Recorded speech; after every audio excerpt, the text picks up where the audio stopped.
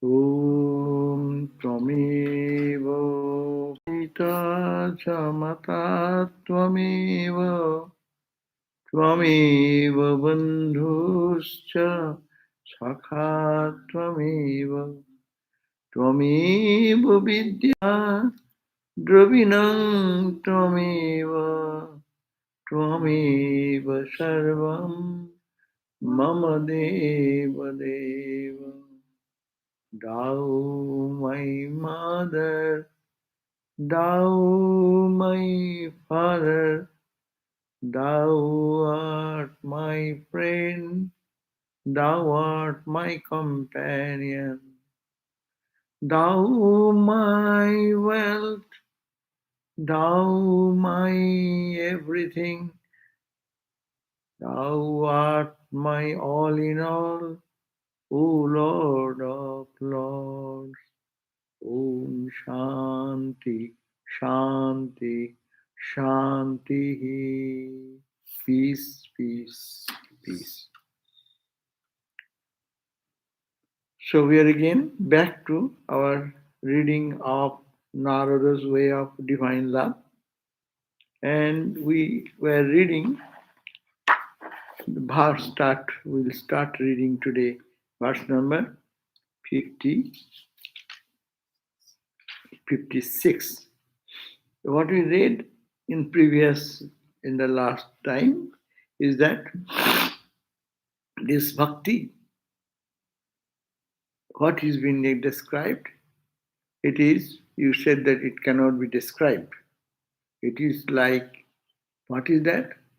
It is like a dumb person trying to express some joyful thing he experienced. So it is only experience, but that cannot be expressed in any language. And also it has been mentioned on verse number 54 that it is guna rahit, it is beyond the gunas, the qualities. It is it is not like other material object which we expect, desire. It is not like that, anything which we can desire and we can get it. That means all the material object we desire, we get it, and still hankering remains. But it is not like that. It is beyond kamana, nirbashana. It should be beyond vasana, kamana. And once one gets it, it is contrary to worldly experiences that every joy in material plane, one day you get it, you receive the same thing second day, you may be happy, but not up to the extent. It reduces, and becomes ultimately every day you are giving a sumptuous meal, then that meal has no value. It becomes monotonous. That's why so many varieties of food is being prepared. But not here. Suppose in this life of devotion, if one gets that, it increases. Today you get joy, tomorrow you get greater joy in meditation. Tomorrow you will pray to God and your love grows more and more. It is unending because God is unending. Love is unending. So that was the Pratikshana Vardhamanam. And everything there is a separation. We get it now, and another object comes, disturbs my joy, disturb my peace. But it is avichinna, uninterrupted, and it is of the finer nature, and it can be of the nature of experience only. So we read that. And also we read that what happens after this type of bhakti, attaining bhakti, what happens? It happens that they become like, if they experience this devotion, then what happens? Tad eva tat prapyo, attaining that, verse number 55. Tadeva avalokayati. He will see everywhere the same divine. What a thing. You love Krishna or Ramakrishna, you see Ramakrishna everywhere. You love Christ, you see Christ everywhere. Tadeva Srinati. Anyone saying anything, you will hear as if it's a call from your beloved. All the letters, 51 letters, 50 letters, no? All are his words. Ramakrishna said, holy words are not only words, but those which is not so decent, those words also, mother. There is nothing but mother. So, everywhere they see, behold, they see the divine everywhere. He listens, voice of the Lord in every sound. Oh, they can hear. Any noise, even in that, Swami Shantananda Maharaj used to listen. People are talking this, that, but he is hearing the uninterrupted sound continuously going on. That's why it's called Anahata Dhvani. Baje tatha Anahata Dhvani tabu bani.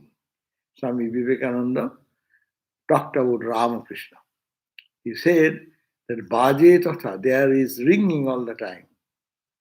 Tabu bani, your voice. Anahata, unbroken. That means continuous, that sound. So that is the tad avalokayati, tadeva srinoti, he listening, and tadeva bhasayati, they talk about God.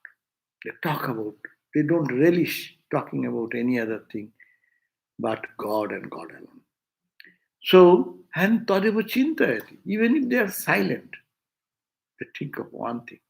What a beautiful state of a devotee who can see God in every situation, in every thing he sees or she sees, every sound is he hears or she hears, and every word he speaks, even every thought he thinks. That means in his life it is saturated. It is like the example that there is a disease which is called jaundice. Jaundice is a disease, then you see everywhere yellow. Everywhere you see yellow only.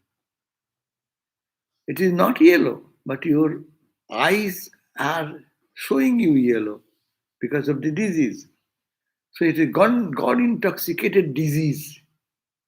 It's not a bad disease, but it is the right disease. But if anyone gets that God intoxicated disease, or it's called the infection, and that infection will let him or her transform totally. You will see all the time. Sayane, Shapane, Jagarane, in the waking state, in sleep state, in dream state, they are only in that one, only on God. Huh? And then hearing everything, every voice, every sound, every noise, it is God's voice. Om. Huh? Every thought he thinks is God. Every word he speaks about God. So this is a glaring example before us in Gospel of Ramakrishna. When we read Gospel, we find that how it impacts. Now today, he is talking about this bhakti, or it can be divided into three categories according to its quality and according to its urges.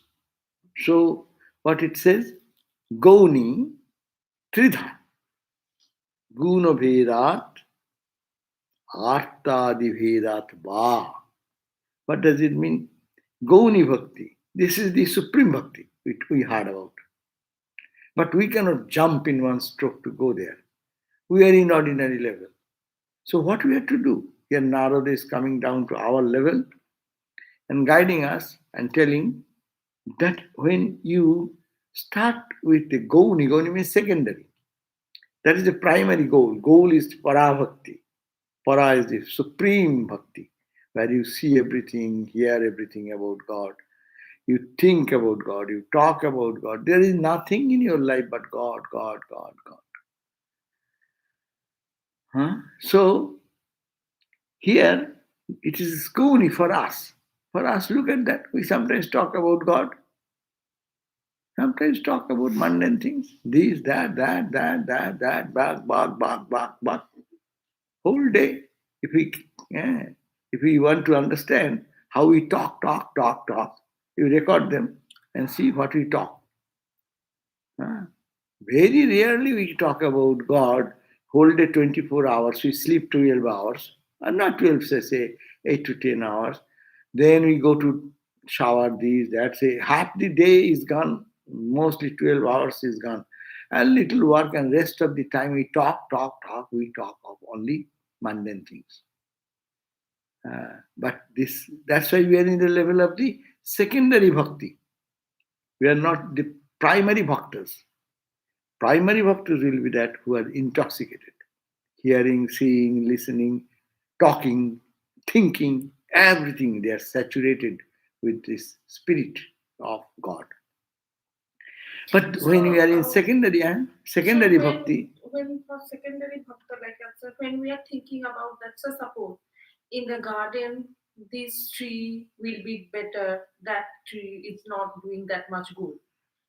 So it will be mundane. But when I am primary bhakta and saying the same thing, this tree is not good, that tree, so then I'm thinking like that, it is God.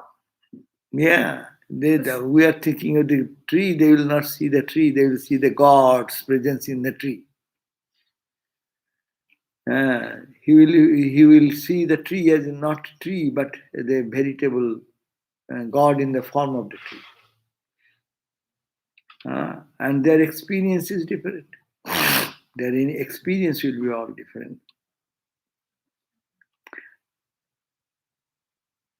We also, they will also eat, they will also move.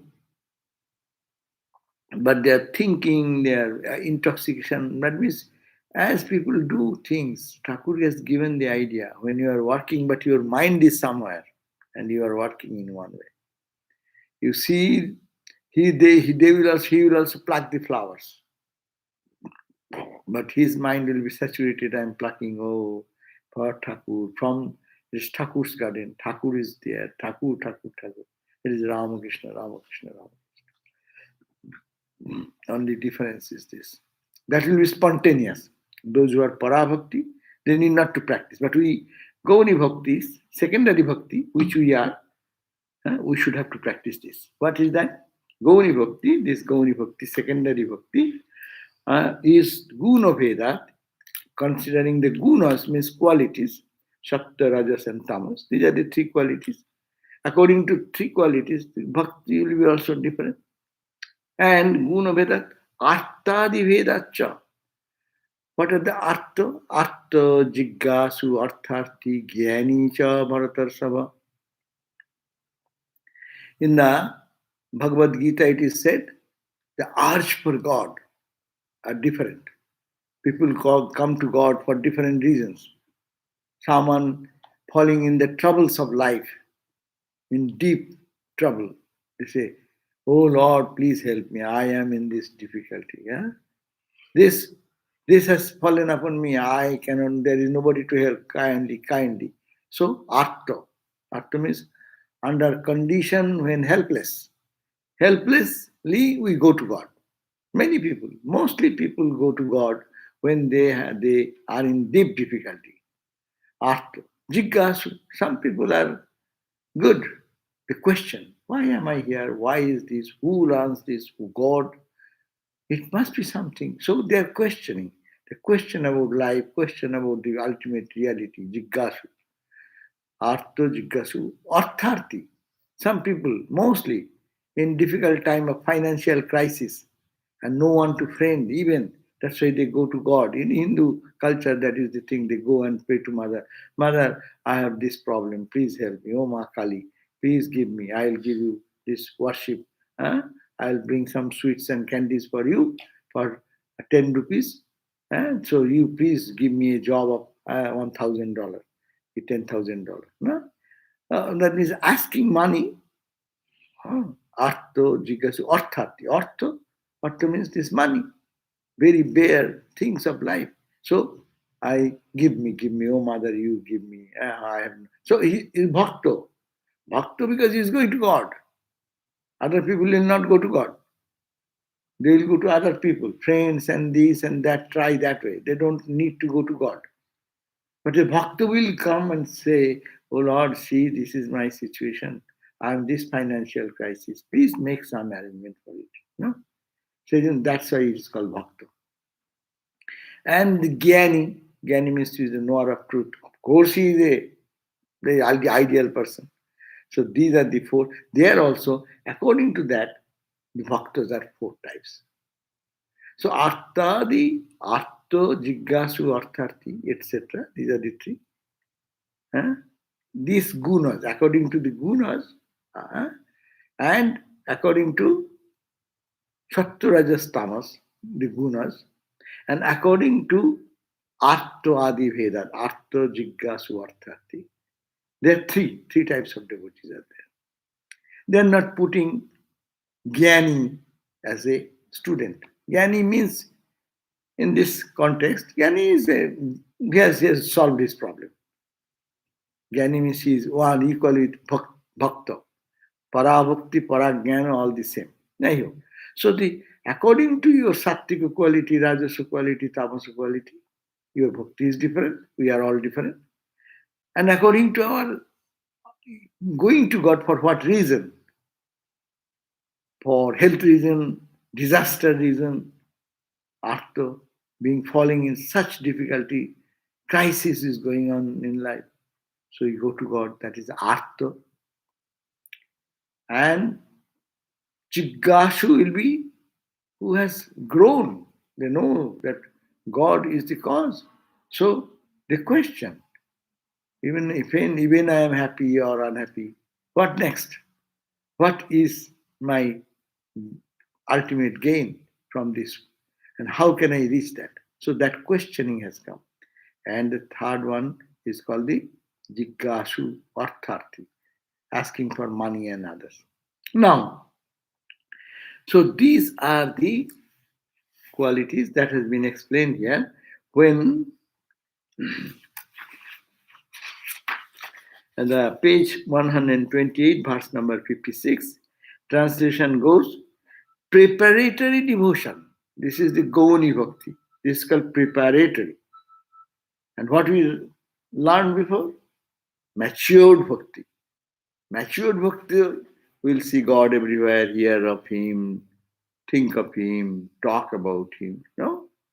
But Gauni Bhakti, we are preparing to reach that goal. So preparatory devotion is of three kinds, according to the predominance in the minds of the aspirant of one or another of the three gunas. What? Sattva, Rajas, and Tamas. So this is very beautiful that we are in the preparatory level, but in the preparatory level, three kinds are there. And how?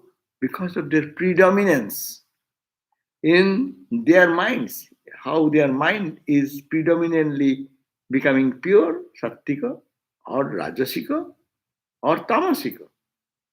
Tamasika is darker, rajasika will be little higher than tamas, and sattva will be higher than that. And when you mature in sattva, parabhakti will come. So, and also according to the reasons for which they devote themselves to God. Why we go to God? What reason? I don't think of God anytime because I have fallen in difficulty. And we normally do that. When we are difficult, you will find that many people come to temple that time much more regularly for praying and this and that because it's difficulty which cannot. But he's a bhakta, that's why he's coming to temple. He could go to different places. They can steal, they can make a plan for killing somebody or pickpocketing something. They could plan differently. But they don't do that. They come here, that's why they're bhakta. And that the reason for which they come to God. That is also three types. Devote themselves to God, whether because they are world weary, eh? In the world they are just burning in difficulties. There is many people, everyone in life. When a good relationship, we don't go to God. Fun is going on, joy is going on. Bad relationship, we cry and weep and then try to solve and then cannot, then go to God. Oh Lord, what is this? Please. Eh? So you are in relationship, but relationship is also. You are in monetary need, you go to God. You need in some other disease, death, all these things, bereavement, then you go to God. So that's why whether because they are world weary, one category, or seeking for knowledge, hmm, or desirous of fulfillment of some material needs and desires. So these are the three categories. Yes. Well, Maharaj, I was thinking that in that way, getting into difficulty is very good thing because you think of God. That's the thing. Getting difficult is a good thing because that makes you think of God. Yeah, but we that only devotees can think that way. Many people say, "Oh, because I was in difficulty, that difficulty, I came in my life to such person, and he guided me to God." So this is an opportunity. Bhakta devotees will look upon it as an opportunity. Difficulties are an opportunity so that it takes me to God. And when I am not in difficulty, I am very happy with everything. There is no need of God. And people don't think of God. But those who think they are bhaktas, forget about that. But 99% of the people will forget God because they are happy. Hey, and very merry-making thing is going on. Everyone is praising you. You have good health, youth, you have money, you have car, you have somebody to look after. 10 people are saying, ha, ha, ha, ha, you are so great, ha, ha, ha. So we are okay with that. But that is not the devotees want because that they make them forget. That's why Kunti's prayer is very relevant here. Kunti, Mother Kunti says, "You, oh Krishna, you want to give me suffering? Give more suffering. I don't care for that. But I care only for that. You should not be off from my mind for even a split second. I want you to be with me." This is a greater devotion. Otherwise, who will welcome suffering in this life unless they have deep devotion for God? In some of the preceding aphorisms, the nature of supreme love has been discussed. Summarily, it can be stated that when a bhakta, through the grace of his guru and or God, attains to supreme love and is illumined by the knowledge of God, he transcends the three gunas. No. Trigunatita. They become gunatita. In the chapter 2, also gunatita. Guna neta notitta trim. Dehi deho samudbhavan. Dehi deho samudbhavan.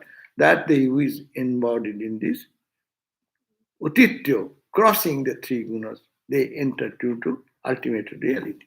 So the grace of his Guru and God attains to the supreme love and is illumined by the knowledge of God, then he transcends the three gunas.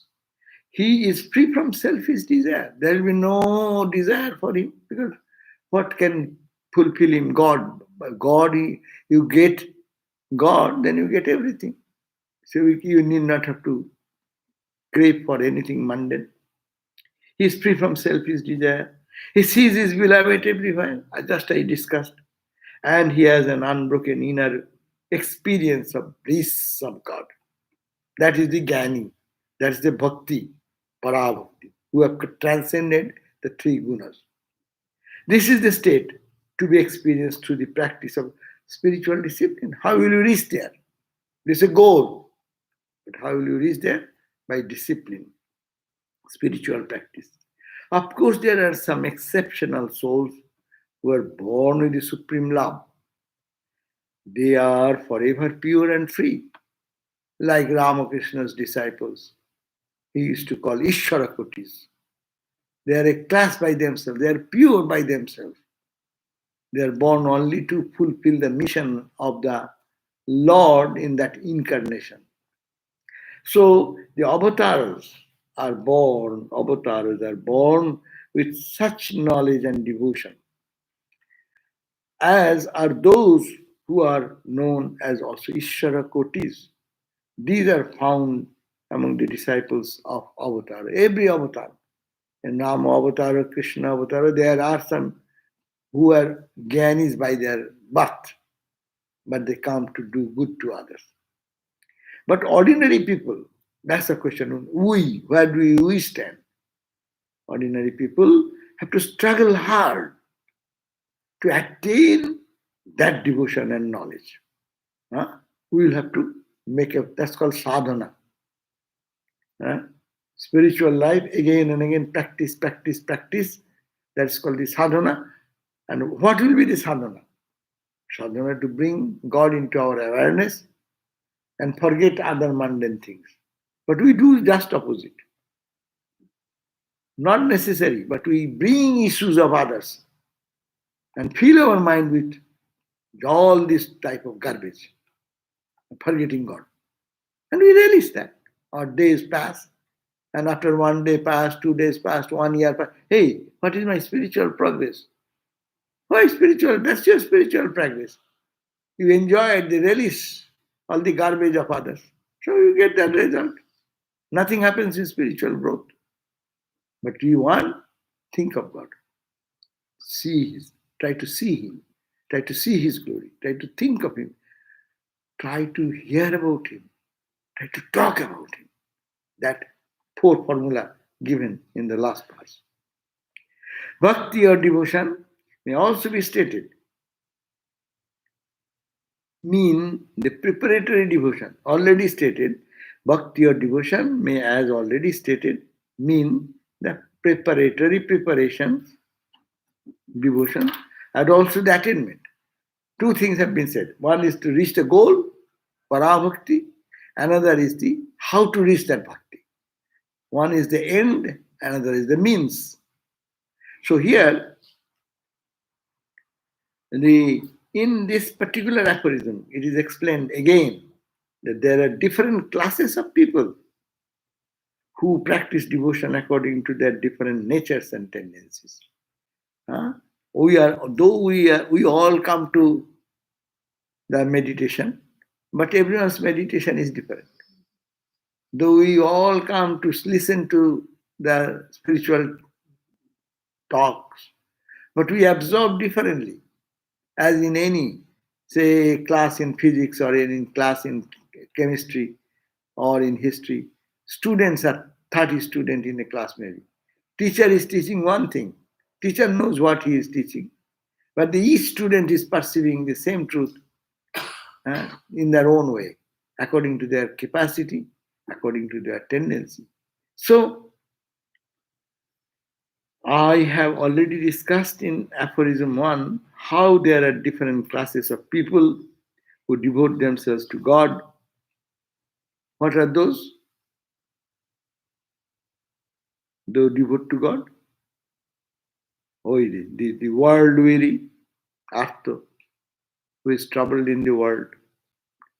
The seekers for knowledge, who seek only for God, or those who have unfulfilled desires and seek for God's help. So, these are the 3 categories. He has not mentioned the 4th category, I said. Lastly, in that connection, I mentioned the wise who are discriminative. And there is the 4th category, the wise people, the wise category. These are described by Sri Krishna. They know the vanity of everything. And they love God for love's sake. But the other 3 categories, they have not reached that flight. They are the highest class, these people, fourth grade, those who are beyond three gunas, who are beyond the three categories. That means world weary, who are seekers of knowledge, and are those who are running to God for unfulfilling their unfulfilled desires. Artho, Jiggasu, Artharthi. That is Sanskrit term. They are the highest class. This fourth one, Sri Krishna says them. They are myself. That's why Gita said, Gyani to Atmaiva Matam. Gyani, the fourth category, Artho Jiggasu Artharthi, Gyani. In the Bhagavad Gita, Gyani, they are of the fourth category. And they are my very own, very self. Such devotees are nearest to the attaining the supreme love and enlightenment. Now here in this aphorism, here, the division is also made according to the predominance of one or another of the gunas. All of us, some are predominantly sattvika, some are rajasika, some are tamasika. No one is purely sattvika. Where is sattvika means other two qualities will be there. But say 100%, a person is made of 100% gunas. So it may be 50%, 60% sattvika quality. Someone, they are fortunate. But other, he may have rajas also. Rajas may be another 30%, and 20% may be tamas. Some may be 10% tamas, rajas more, sattvika.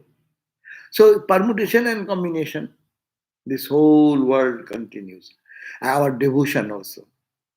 And those who are pure sattvic, they sit for prayer, their tears will be rolling, no? The cheeks. They sing the name of God, their emotion, heart swells in love for God. And tamasa bhakti, and they will try, but they will, that is, bhakti, the devotion, that upsurge of joy is less in other, according to quality, according to their own capability. So, the division is also made according to the predominance of one another, of the gunas, sattva, rajas, and tamas. The sattvika devotee devotes himself to God. His one ideal is to be free from the bondage of worldliness and to reach union with God. His heart's one prayer is to have pure love for God and pure knowledge of Him. So, the devotee of sattvika characteristic, their sign will be that his one ideal will be sattvika bhakta, wants to be freed. They don't want to get into rajas, which binds, tamas, which drowns. Sattvika will be to release. His heart's one prayer is to have pure love for God and pure knowledge of Him. That's why Ramakrishna's prayer, "Oh Mother, make me pure, make me pure." তারপরে কি? Do not delude me with the world bewitching Maya. So that I don't get drowned into bewitching Maya. The Rajasika devotee devotes himself to God for the sake of such material ends as success, health, prosperity. Rajasika devotee, they will be going to God for more property, money, prosperity, beauty, this material thing. Because that will not stay. Even if you get whatever you get, it will not stay with you. It is not connected with us. When we die, it will have to leave. Even if it is there in the paper. You have huge bank account that is in the bank. But if you ask for money to help others, And that help others. Why will you help others? Because you have to think God's people. So you bring God, then you are sattvika. That's a sattvika tendency. It's all the Swamiji did that work, what he started. It is sattvika work. Say that you do good to the world. But good to the world means good to, do you do good to God? No, you are serving God, serving God, serving God. So, yes, the attitude, that's the mind, tendency. That's why it is saying according to tendency. Sattvika tendency will be not selfishness. That will normally make that person think of others. Sattvika people, Rajasika people, different. Rajasika people will be doing same thing, but for him, or his own purpose, or will think of the benefits should come to him, calculative, and all this. Sattvika people will be straightforward in the love of God. They don't bother much whether material gain or material loss. So Rajasic devotee devotes himself to God for the sake of such material ends as success, health, prosperity. And the Tamasic devotee, like the Rajasic devotee, has not yet reached the stage of discrimination. Tamasic, because dark, more dark. So he has not reached the state of discrimination between the eternal and non-eternal. Tamasic devotee is religious in ordinary sense of the word. That is to say, he is a Sunday religion. That means in the churches people come on Sunday.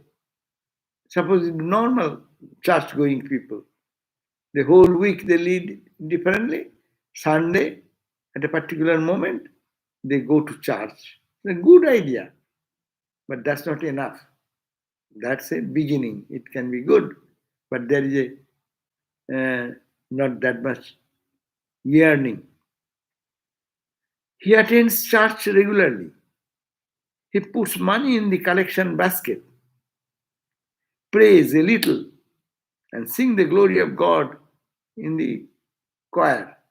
In the choir group, they go singing in the choir group in the churches. The goal of life is not yet clearly defined or understood by him. Why he comes, why he puts some coin, why he goes to the church at 11 o'clock on Sunday, huh? Why that trouble dressing up? I'm a churchgoer now, I'm a religious person now. No? So that they're not ideally not finalized. It is I am doing for that eternal peace, that vara bhakti, to plunge into the love of God.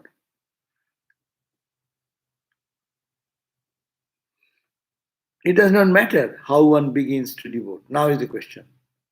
It may be, some may be tamas, some may be rajas, some may be sattva. It's very difficult to have sattva, no?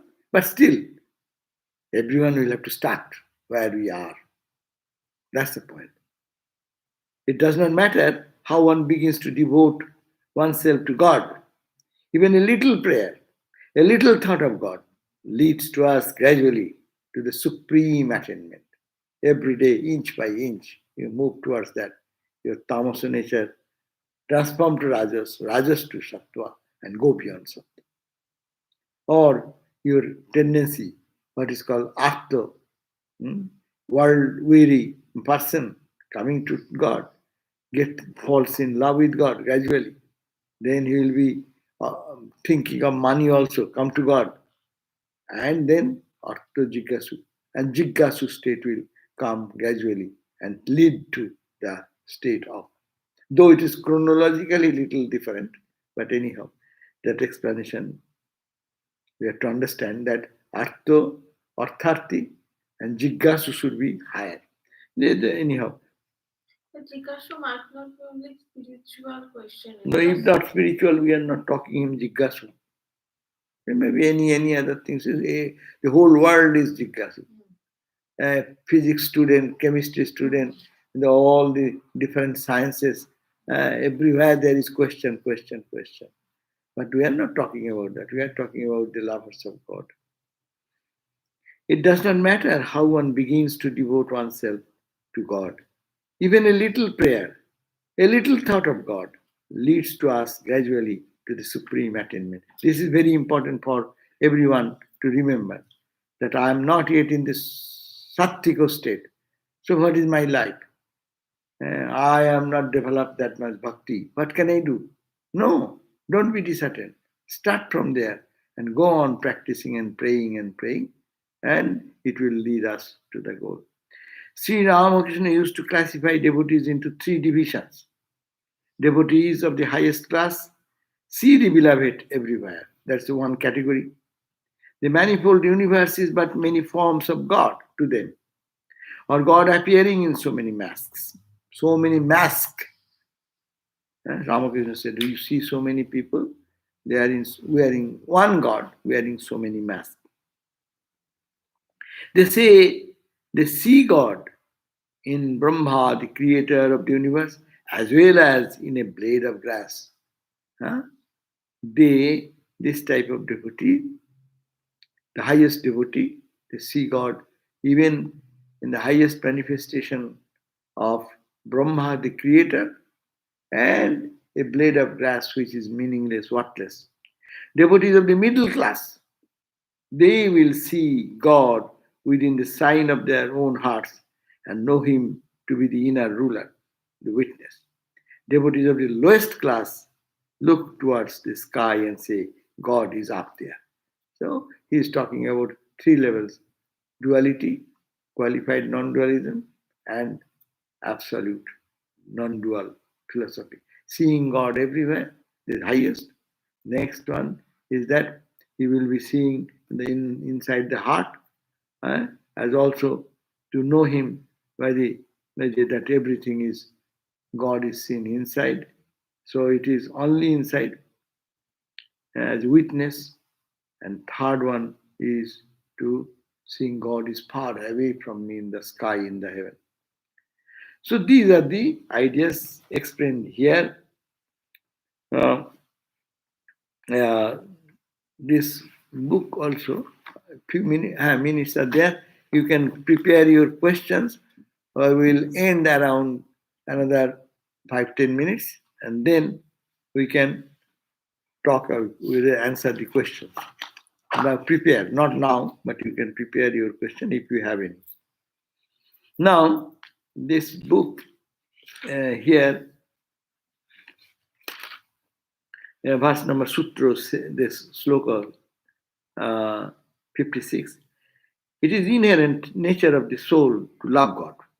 But the vision of the soul is clouded by the ego, manifesting in multifarious ways.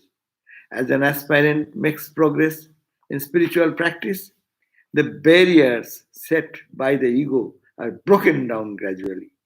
And the intrinsic attraction of the soul for God becomes more and more pronounced. Attraction, one feels the attraction more and more.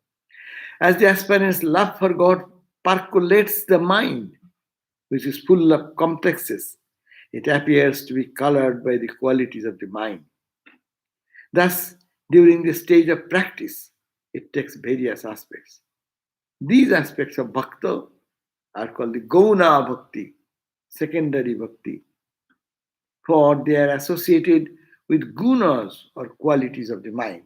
Depending on your mind, it will be sattika, your bhakti, or rajasika, or tamasika. The gauna bhakti, which culminates in the mukha bhakti. Mukha bhakti means primary bhakti, or the supreme bhakti, which is one continuous unobstructed stream of love for God, is classified in two ways in this sutra. The first classification is based upon the traditional divisions of the mental qualities and dispositions like tamas, rajas, and sattva. When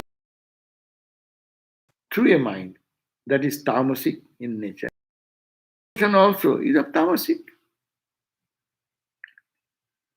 by character. So also bhakti becomes sattvika or rajasika in the same manner. Understand?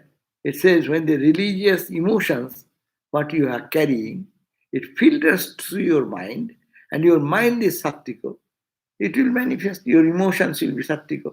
Your love for God will be sattvika love. And if it is rajasika, it will be rajas. It is tamas, it will be tamas. As the differentiation is based on the qualities of the mind, found in association with religious devotion, which in itself is pure and simple. These three expressions of bhakti are called Gauna Bhakti, as distinguished from the Mukhya Bhakti or prime Bhakti. The second classification is based on the difference in the motives that impel the bhakta.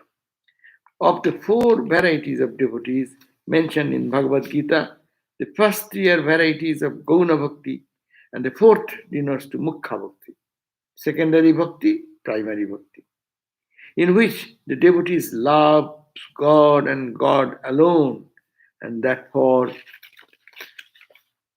the sake of love, as it clear in the Bhagavad. The Gauna Bhakti or the secondary Bhakti are here classified into three groups according to their attitude and outlook, and what fulfillment they seek through devotion to the Lord. The evils which these seekers want to conquer by restoring to God are three types. What? Namely, people go there for namely sin, to avoid sin. Oh Lord, I did this sinful act. Please forgive me. I am giving you worship. I am praying to you. No? So sin, for pain, bodily pains and aches and this, or error resulting from the improper functioning of volition, emotion, and cognition. When an aspirant is moved by the sense of sin, he is an artharthi. He is asking for. When moved by the sense of misery, he is called artha. When impelled by the sense of error, he is jnani, according to the predominance of volition, emotion, and cognition. In the tamasic stage of mental development, the devotees do not often know clearly either the means or the goal. He is too lazy and indolent and prone to rely too much upon mere habits and external help given by men, mere custom and tradition. Unmeaning slavery to rituals. People do rituals in every religion, and they are very ritualistic. They will take shower, they will wash their hand 20 times, pluck the flowers, and then again do this again. Not knowing the meaning. This type of people depends on priestcraft, fanaticism, faith in the magical power of incantations, mystical formulas, fear of evil powers, which are sought to be propitiated by burnt offering, animal sacrifice, restoring to occult methods in injuring others. These are some signs of the Tamasika devotees. It is given a very good example what Tamasika devotion can express one. Rajasika devotion, that will be associated with extremely selfish desire. They do go to God even for selfish purpose. And worldly ambitions, selfish purpose, and the consequent incessant activity to gain fame and power for oneself. My name, my fame. I want to be predominant. I can pose myself this way. I can put myself in front of people like this. These types of devotees seek God only as a means to gain other selfish ends. These Puranas are replete with examples illustrating this kind of devotion. The staggering austerities of the demons and titans, Tarka, Hiranyakasipu, these are all different, Ravana, and the rest are vividly described in the Puranas. They are Rajasika. Rajasika Bhakti is found also sometimes in organized churches, Rajasika Bhakti, that aim practically at the conservation of power, prestige, prosperity for their own sect rather than realization of God. No? You go to the churches, they bring so much money, and this is $100, that is $1,000, that is $5,000. And then as much as you can give, you are a good bhakta. And if you cannot give, then you are not a bhakta. It is not looking at the goal, God realization goal, but the prosperity of the church. My church will be best church. It earns good money. Their pews will be very fine pews, fine arrangement, fine chandelier, everything is gorgeous, gold leaf will be given everywhere. Because we're going out to for the Lord. But Lord is not in the mind. All these useless faltu, useless things are there. In the Sattvika type of devotion, God is loved for his own sake. The goal and means are perceived by Sattva Bhakta clearly and intelligently. An enthusiastic effort is made by him to realize the goal in the face of all obstacles. We may explain the three kinds of devotion expressed as Artha, Jiggasu, and Arthartin in a different significant way. The underlying motive of Artha Bhakta, there is a worldly tormented person, is to get rid of the misery of birth and death and to enjoy infinite bliss. In the devotion Jiggasu, underlying motive is to have the highest knowledge of the reality behind the phenomenal appearance, by knowing which everything else is known. The Bhakta who is in Artharti, who wish to achieve the divine kingdom on the earth, divine kingdom in the earth. Huh? God helps me. I am a good devotee. I have good money. I have good prestige. So this type of tamasa. These three types represent the longing to realize the three aspects of divine reality, namely bliss, consciousness, and being.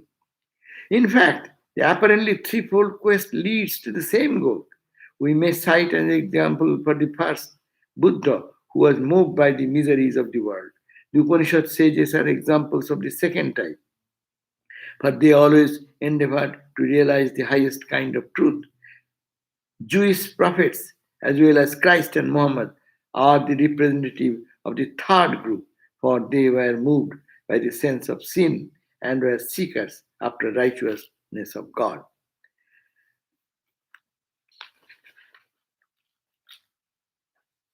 Okay, so that much is the explanation of the verse number 56 from the book of Bhakti Sutra, translated and commented by Swami Shananda. We have read that.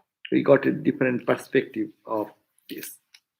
So we'll have next day, we'll read the 57 verse of the Narada Bhakti Sutra. And now we have little time, 5 minutes or little more. So we end this class here, and then you can wait for your questions if you have. Otherwise, we'll be doing something else. Okay.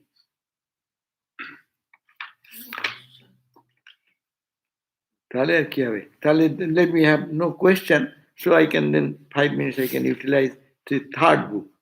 This book is best written very well. He has quoted from the Sri Ramakrishna's words. Of course, it is in Bengali, so we just I'm just making a quick running translation of it. It says, so far we have discussed about the supreme love for God, but there are very few people who in their life it can be manifested. It is like the Prahlada, he was beyond the three gunas, who loved God only love's sake. This type of people are very rare. Most of the devotees belong to Gauni or secondary or Vaidhi Bhakti or ritualistic Bhakta. And Sattvika, Rajasic, Tamasic, this division has been mentioned by Bhagavan Kapila in the Bhagavat. So he has given the quality. What are the three types of bhakta according to Bhagavat? Therefore, it is seen that Tamasic, Rajasic, and Sattvic, these three types of devotees have, why they are different. Only these three types of devotees are in the knowledge which is divided. They have higher, lower idea. Only those who are gunatita, who are beyond the gunas, they have understood the identity of the divine. In the great Purana of Naradiya Purana, Sattik Bhakti, has been divided into three ways. What is that? That person who wants to destroy the peace of other, and also does chant the name of God. They are chanting, "Oh God, I am praying to you. That guy, he is my enemy. Let him be killed." That's also devotion. The tamasi devotion. This is the adham. This is the lowest and the most worst. But there are people. They go to God. They do tantrics, tantra. Tantra, there are the different process. They can maron, uchatan. These are the different terms they do. That's the bhakti. They are not going to any rich person or to taking a sword and gun and killing. But they go to God and pray and do some rituals. So, and those who do devotion, show devotion with all crookedness, they are of the second type. And Tamas will be those who are the lowest one. And they can get to different prayer, the third prayer, that I will go to live with God in the same plane of God, Satna, Salukya, Samikpa, etc. And who is this highest bhakta? That is in the Bhagavad says that Sarvattam Guna, Ahamevo Paro Vishnu, I am that supreme Vishnu, Samasta Jagat, Vishnu, Mai Sarvamidam Jagat, in me the whole universe is there. In this way, your satatang pasit, all the time one can see this, tang viddat uttamam, know him to be the highest of the bhaktas. So, this is the way this book has described, and he has quoted Ramakrishna. There are three types of devotion. Thakur Ramakrishna says, Uttam, the supreme, middle, and the lowest. Uttam Bhakta, the superior Bhakta, he says, whatever I am seeing, everything is his form, God's form only.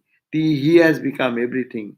Middle class will say, God is in my heart as an indweller, witness. And the lowest Bhakta will say, God is there in the high heaven, like that. Okay? So we end here. Om Shanti Shanti Shanti Hari Om Tat Sat Sri Ram Krishna Arpanamastu. Thank you. Thank you. Oh, by this time one question has come, it seems. Two. Two. Two questions. Two questions. Okay. Good. If one has been practicing Jnana Yoga for months, what would be a practical transition into practicing Bhakti Yoga? Jnana Yoga, Bhakti Yoga, we are only making a distinction. Jnana Yoga is what? Jnana says everything is unreal, God is real, Brahman is real. Everything is momentary. This is to be rejected, only to go to God and the divine only. So yes, Bhakti also says what? God is the only reality. And this world belongs to Him. But I want Him only. So Bhakta also, real Bhakta, will try to absorb in God and God only. So that is the renunciation. Language is different, but the end result is the same. Jnani will say, I am not the body, not the mind. I reject this, this is not me, that is not me. So what is me? I am yours, O Lord, I am yours. You are my only resort. And as we just heard, he will see, my Lord is in everywhere. I see with my open eyes different masks. My Lord is wearing with different mask, and I see him there. So he will think of God. He will think of God. So it is almost the same.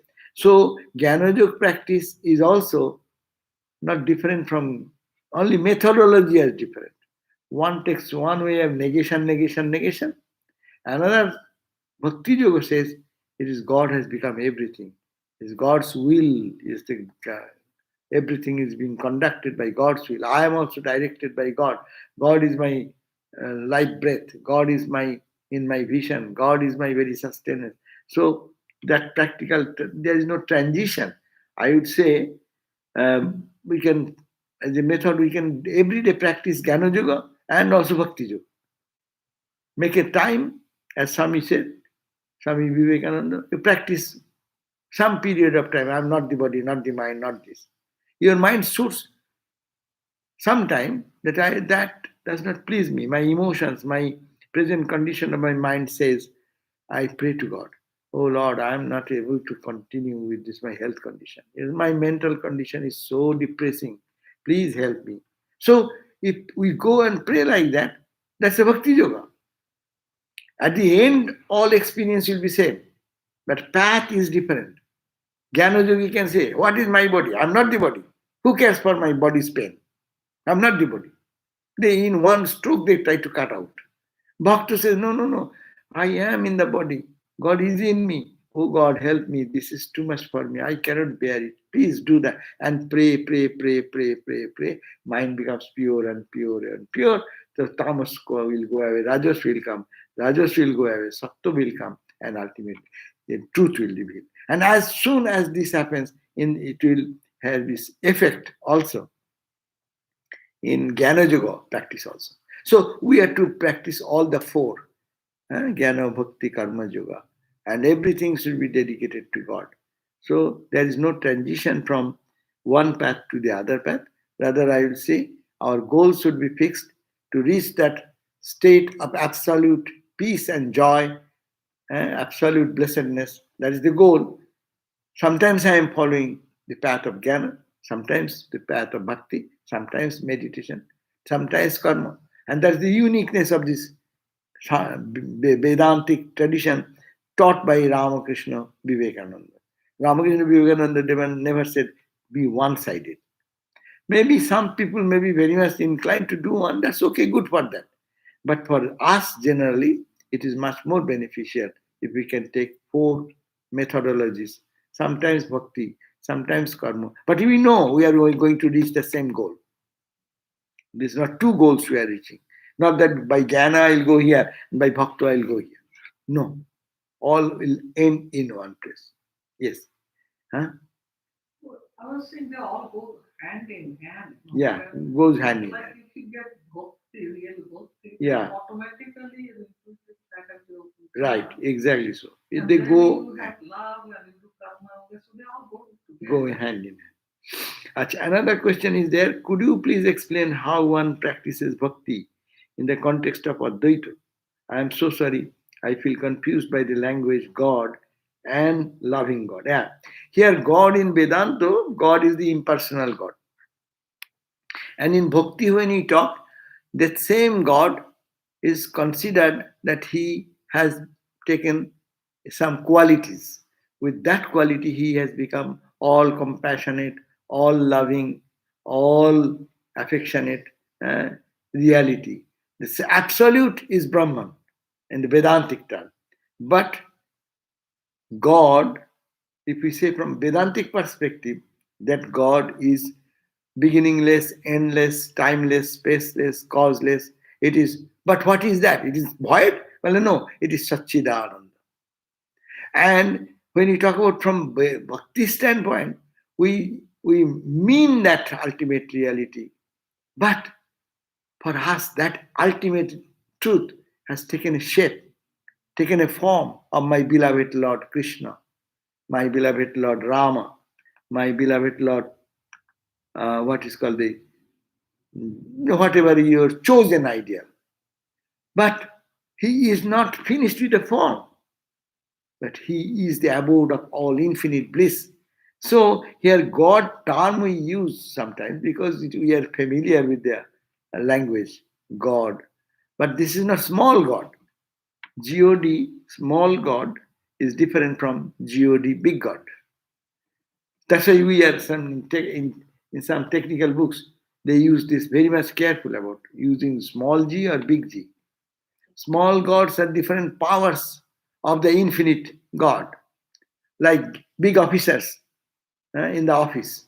but they are all government officers. Power of the governor, or power of God manifests through different officers. No? And God, the source of all power. So here, if we push the word God as G capital, then we'll have to think God, the Satchidananda God, which is Vedantic principle God. He is called nameless, formless, beyond all duality. That we cannot conceive. In Bhakti, we think him to be taking a name and form, or sometimes not name and form. Like Christian thought of God. What is God? God has no form, no beginning, no end. But it is all compassion. You are praying, oh Lord, give me love, give me this. Whom you are praying? Infinite God, who is all love, personification of all love. So that is called the concept of God.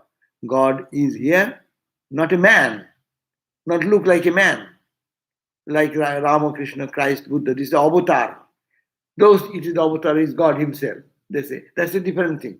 But when you say God, we mean where the infinite knowledge, infinite bliss, infinite power, infinite strength, infinite compassion is compact, and your mind imagines like that.